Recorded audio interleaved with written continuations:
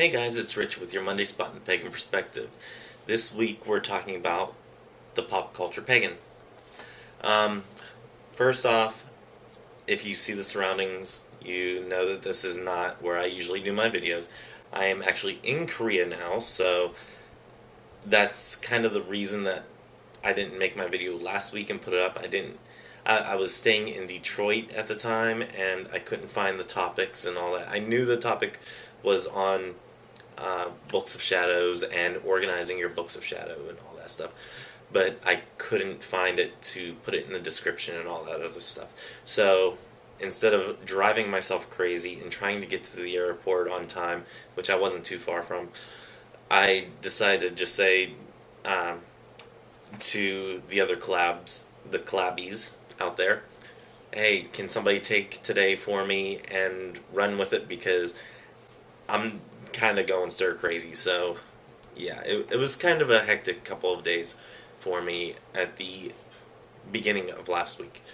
So I will be doing an update to that one on my personal channel. It'll be one of the ones I'm planning on starting my series for the Christo Pagans.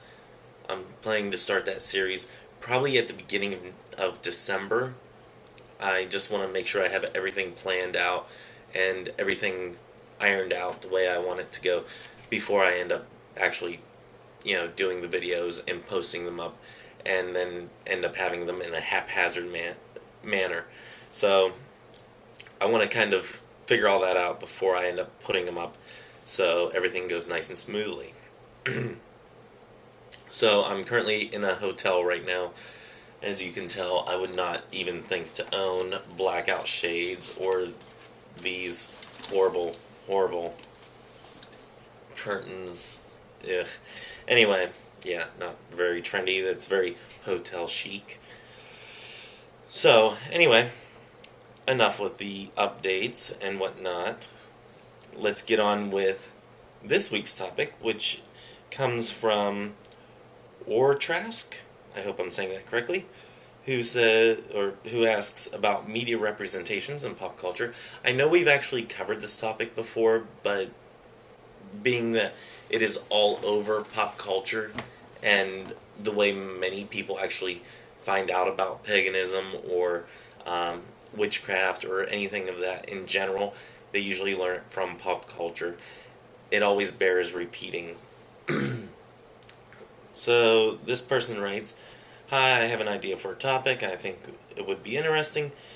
When explaining to people that I'm a witch, people sometimes are struck with the idea that a witch is based on pop culture. My question is, now that the term witch is associated with real spiritual practice, do you guys find shows, books, and movies that pop culture that portray witches, fictional, insulting, or hurtful to the serious real witch?" And then it says thank you. And if you actually read the description, there's a couple grammatical errors, but she or he, I don't think, yeah. I'm saying she, but it could be a he. Sorry if I get this wrong. But this person says that they're Swedish, so English is not the first language. But thank you for writing in, even from another country. That it's awesome to get questions from other countries, other than just America. But I guess I might get one or two from Korea now. Anywho,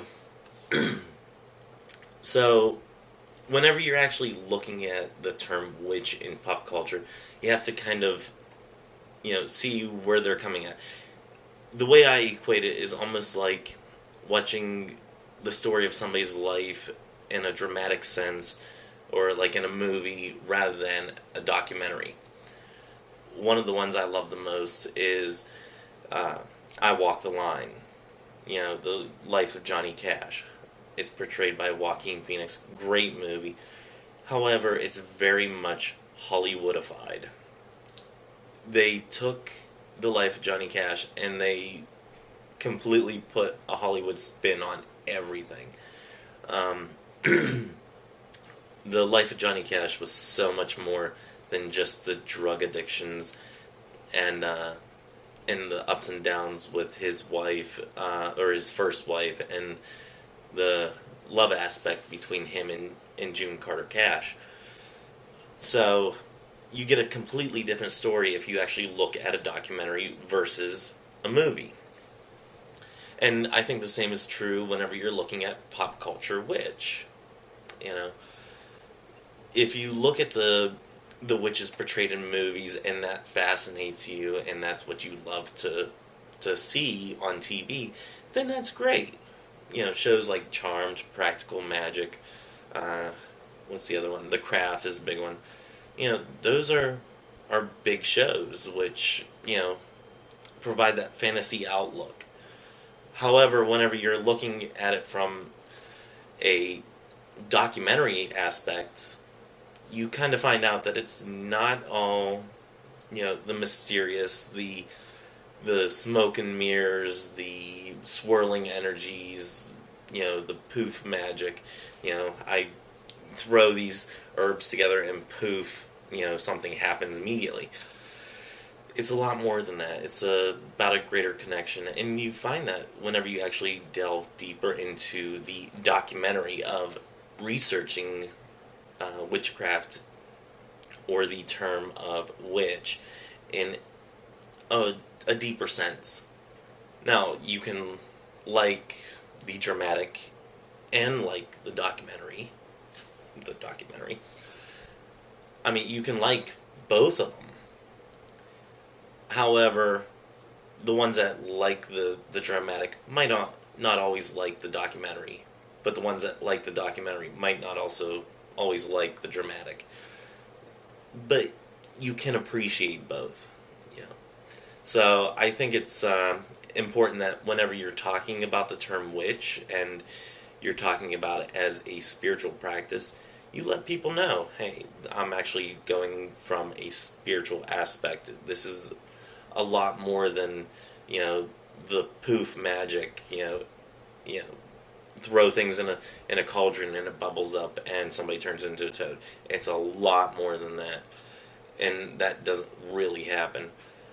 You're looking at the Hollywood aspect. It's important to let them know that. So making sure that you draw that line first and foremost whenever you're actually talking to people, I think is very important. Letting them know that this is a spiritual path. It's not the dramatic. It's the internal spiritualness. So letting them know that is first and foremost. Sorry about that. I guess I got an email. And but yeah, that's basically all I have about that. I think both the documentary and the dramatic have a place in this world, and I think they both have their set aspects of fans. You know, one's to make money, the other's to enlighten and encourage. So I think if we keep on seeing each part having its own place in the world, as being an outlet or being enlightenment or being a way of making money, and the other one encouragement, I think they both really have their place in the world, and I think that one can actually influence the other. So, you know, the ones looking at the dramatic might be interested in learning the spiritual aspect, and the ones that are practicing the spiritual aspect might enjoy a little drama here and there. So they both have their place in the world. I think that's about all that I have. So yeah,